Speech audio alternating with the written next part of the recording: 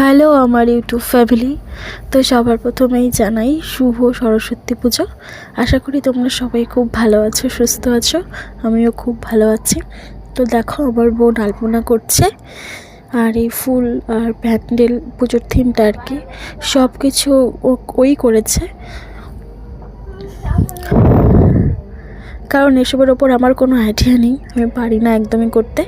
আর পুজো হয়েছে মন্দিরে দেখো, আর পুজোর আয়োজনও সব বোনই করেছে, আমি ওকে এক ফোঁটাও হেল্প করিনি। এবার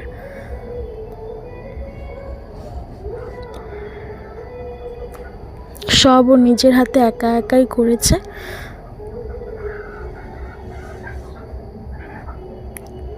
তো দেখো মায়ের মুখটা কত সুন্দর, আমার খুব ভালো লেগেছে মায়ের মুখ, আর মায়ের মূর্তিটা খুব সুন্দর হয়েছে।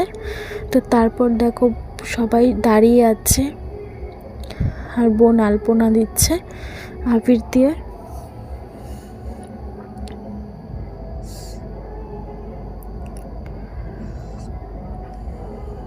এই সব ফুলগুলো ও রাত জেগে জেগে করেছে। তার মধ্যে ওর পরীক্ষাও ছিল মাধ্যমিকের এক্সাম শেষই হয়েছে কদিন আগে, 10 তারিখে, তোমরা জানো নিশ্চয়ই। তারপরে ও সব করেছে। তারপরে দেখো আমার ভাগ্নি শাড়ি পরে একদম রেডি, ও এখন আসছে অঞ্জলি দেবে। তাই আমার বড় ভাগ্নি এসেছে, বড় ভাগ্নি এখানে অঞ্জলি দেবে না, ও স্কুলে যাবে। আর ছোট ভাগ্নি বলেছে আমি স্কুলে যাবই না, আমি এখানেই থাকবো। তো দেখো ওকে কত সুন্দর না লাগছে, ছোট সরস্বতী ঠাকুর। আমি কালকে বলেছিলাম যে তুমি শাড়ি পরে এসো সকাল সকাল, তো চলে এসছে শাড়ি পরে সকাল সকাল। তো পুজো হয়ে গেছে, যে বোন এখন সবাইকে প্রসাদ দিচ্ছে।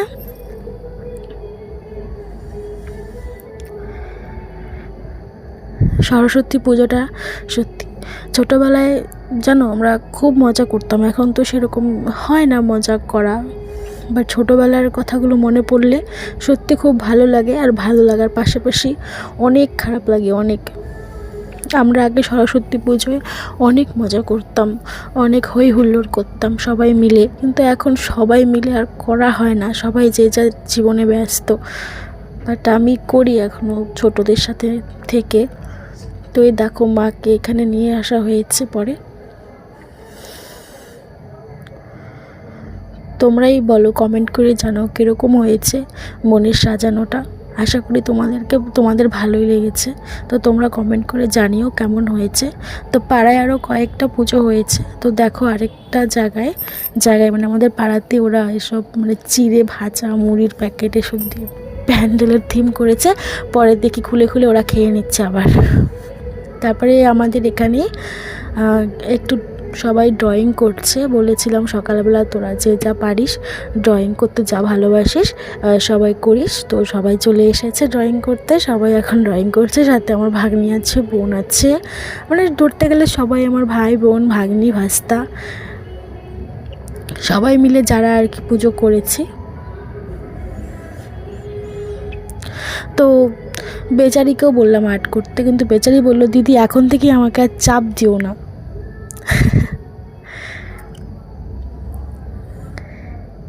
দেখো আমার ভাগ্নি কি সুন্দর সরস্বতী ঠাকুরটা ড্রয়িং করছে। ও কিন্তু আর্ট ফার্ট শেখেনি কখনোই, ও নিজের থেকেই করে। ওর কিন্তু বয়সটাও বেশি না, মাত্র 5 বছর, কিন্তু ও ড্রয়িং করে খুবই সুন্দর। তো এটা আরেকটা বোন করেছে স্নিগ্ধা, তো ও খুব সুন্দর ড্রয়িং করেছে।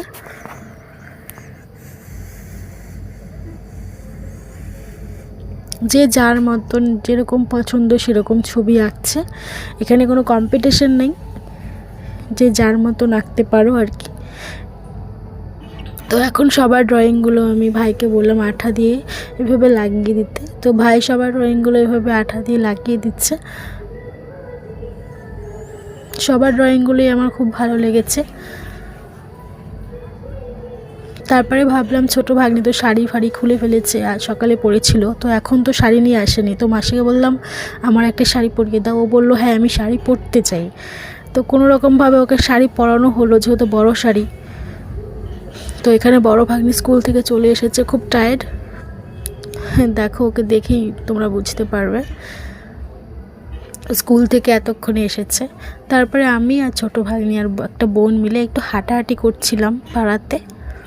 দেখো কত কিউটই না লাগছে ওকে। আর পাড়াতেই আরেকটা পুজোর থিম খুবই সুন্দর, ওরা প্রত্যেকবারই খুব সুন্দর পুজো করে, খুব বড় ঠাকুর এনে, খুবই ভালো লাগে। আর এখানে আমার ভাগ্নি দাঁড়িয়ে আছে আর বারবার বলছে হ্যাপি ভ্যালেন্টাইন্স ডে। ও বারবার বলছে, ওদের স্কুলেও বলে আর কি, তো শুনে শুনে ও বলে।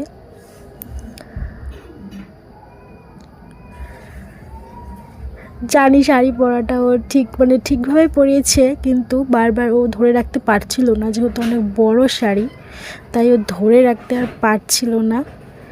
তারপরে আমরা বসলাম, আর হাঁটতে ইচ্ছা করছিল না।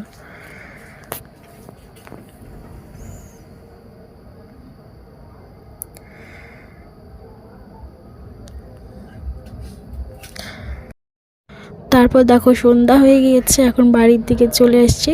তো তোমাদের যদি ভিডিওটি ভালো লেগে থাকে অবশ্যই লাইক কমেন্ট সাবস্ক্রাইব করে আমার পাশে থেকো। আজকের মতন টাটা, দেখা হচ্ছে আবারও কালকে।